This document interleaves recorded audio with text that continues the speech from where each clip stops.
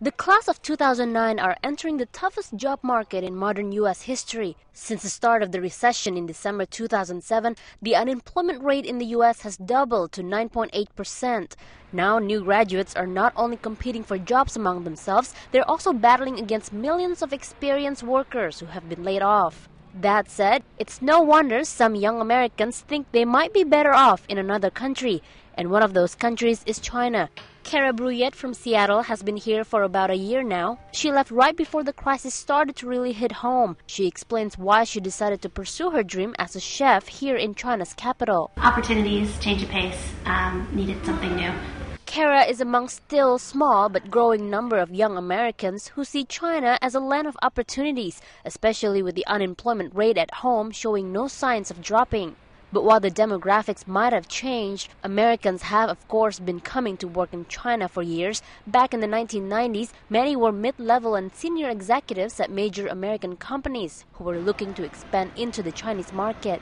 China was far from glamorous at that time, but today the bright lights of Beijing and Shanghai and China's phenomenal growth in recent times, not to mention media spectaculars such as the 2008 Olympic Games, have raised the country's profile abroad to unheard of levels and lured many foreigners to the country. I can definitely see China's with its production, with the growth in just 1 second. There's a new building down the street, It's going to skyrocket. I'm almost 100% confident that that's going to happen. According to a recent article in the New York Times, many young Americans think China is the perfect place to jumpstart their career, and who knows, it might allow them to skip a few steps on the career ladder back home. But while some may plan to return home soon, Kara seems to like it here. I really want to grow further on here. I want to get married to a Chinese guy, and I want to stay here forever. I love it here.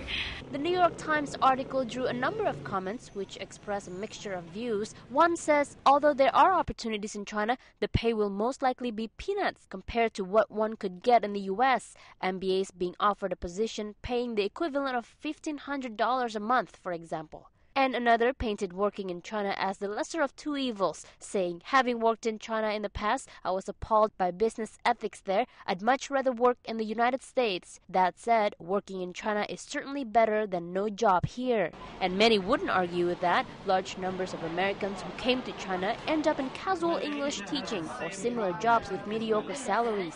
But these jobs still pay the rent and are plentiful. However, getting a Chinese work visa might not be as easy as you think. The Chinese authorities have said on several occasions that China is not an immigrant country like the US or Canada, and there are several requirements that need to be met in order to obtain a work visa, such as a bachelor degree and 2 years working experience. Still, while casual work experience in China may not be an automatic ticket to a great job back home, at least these young China hands will have something to brag about on their resume.